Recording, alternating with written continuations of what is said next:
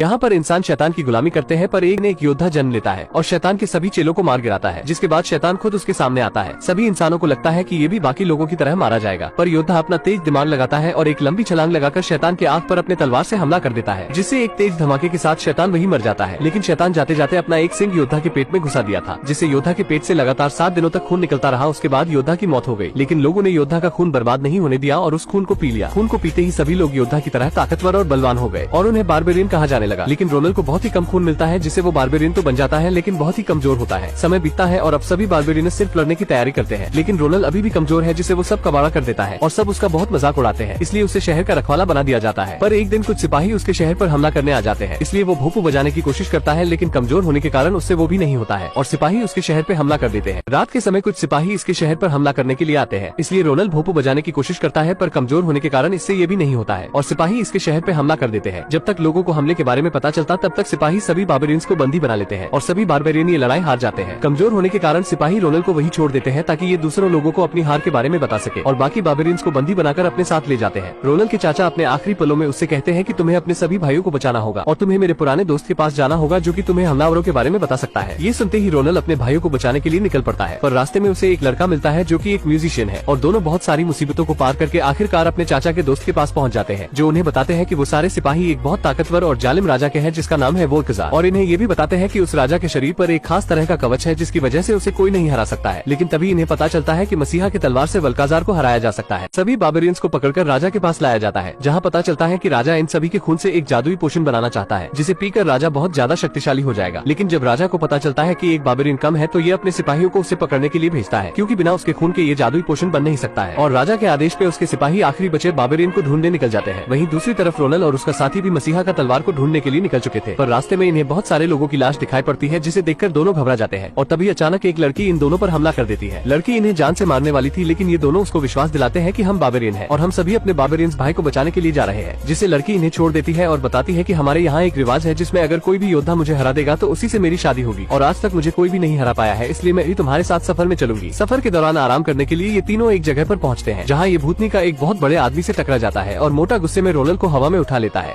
अपने सफर के दौरान तीनों एक जगह पहुँचते हैं, जहाँ ये साला एक बहुत बड़े आदमी से टकरा जाता है, जिस वजह से मोटा आदमी बहुत गुस्सा हो जाता है और रोनन को पकड़कर हवा में उठा लेता है। तभी जमीन फाड़कर राजा के सिपाही वहाँ पहुँच जाते हैं, जो रोनन को लेने आए होते हैं। सिपाही जैसे ही रोनन को पकड़ता है तो लड़की वहाँ आकर उसका सर ही उड़ा देती है। फिर तीनों वहाँ से अपनी जान बचाकर निकल जाते हैं। राजा को इस बात के बारे में पता लगता है तो वो गुस्से में तीनों को पकड़कर लाने का आदेश दे देता है, लेकिन तब तक रोनन और उसके साथी वहाँ से निकल जाते हैं। राजा के सिपाहियों से बचकर रोनन और उसके साथी एक ऐसी जगह पहुँचते हैं जहाँ से आगे का रास्ता उन्हें एक गिरगिट से पूछना पड़ता है, लेकिन रोनन बिना सोचे समझे आगे बढ़ने लगता है। वो जगह बहुत खतरनाक होती है, जिस वजह से रोनन सब कबाड़ा कर देता है और सबको अपनी जान बचाकर वहाँ से भागना पड़ता है। उसके बाद लड़की उस पर बहुत गुस्सा करती है। आगे बढ़ने पर उन्हें एक बहुत बड़ा किला दिखाई देता है, जिसके अंदर जाने पर उन्हें क्रोक की तलवार के बारे में पता लग सकता था। लड़की के लाख मना करने पर भी ये साला खुद के ऊपर गायब होने वाली दवाई लगा लेता है। उसके बाद महल के अंदर जाकर तलवार के बारे में जान लेता है। जब बाहर आता है तो लड़की भी इससे इम्प्रेस हो जाती है। तभी राजा के भेजे गए 2 ड्रैगन वहाँ आते हैं और रोनन और उसके साथियों पर हमला कर देते हैं, जिसमें से एक को तो पहले ही पकड़ लिया जाता है। ड्रैगन जैसे ही रोनन को पकड़ने वाला होता है, लड़की उसे धक्का मार देती है और खुद जाल में फंस जाती है। खुद को बचाने के लिए दोनों जंगल में भागने लगते हैं और इस तरह दोनों ड्रैगन से अपनी जान बचाते हैं।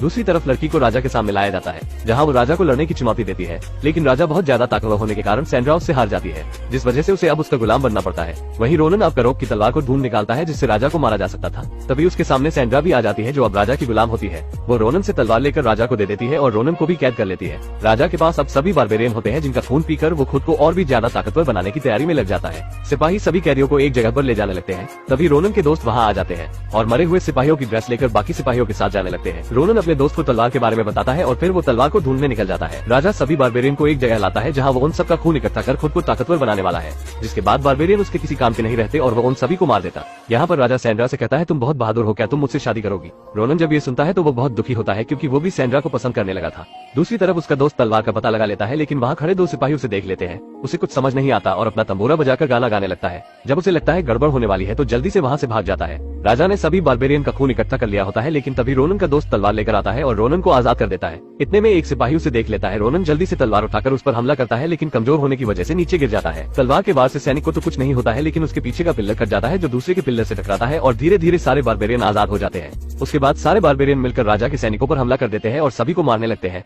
राजा सैंड्रा को बारबेरियन से लड़ने का कहता है। राजा का गुलाम होने की वजह से उसे ना चाहते हुए भी उनसे लड़ना पड़ता है। वो जैसे ही एक बारबेरियन को मारने वाली होती है कि तभी रोनन उसे रोक लेता है। रोनन उसे बहुत समझाता है कि तुम्हें राजा की बात मानने की जरूरत नहीं है और हम तुम्हारे दोस्त हैं और हमें इस लड़ाई में तुम्हारी जरूरत है। सैंड्रा को जब बात समझ आती है तो वो रुक जाती है, लेकिन तभी एक पत्थर के गिरने की वजह से वो उसके नीचे दब जाती है। इतने में राजा भी उन सभी के खून को पीकर एक बहुत बड़े दानव में बदल जाता है। वो उसी दानव जैसा लग रहा था जिसे शुरुआत में क्रोक ने मारा था। रोनन का दोस्त उसे क्रोक की कहानी के बारे में बताने लगता है, जिससे उसे बहुत हिम्मत मिलती है।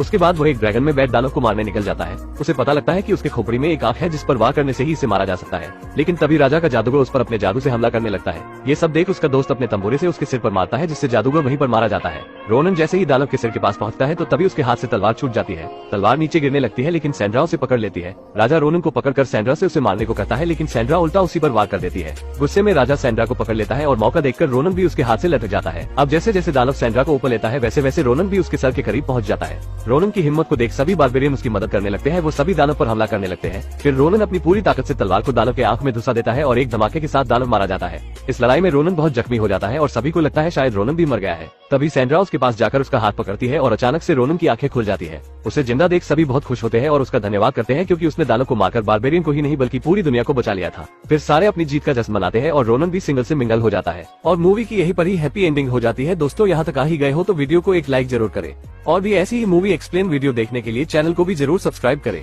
हम मिलेंगे आपसे बहुत ही जल्द ऐसी ही धमाकेदार वीडियो में। तब तक के लिए गुड बाय।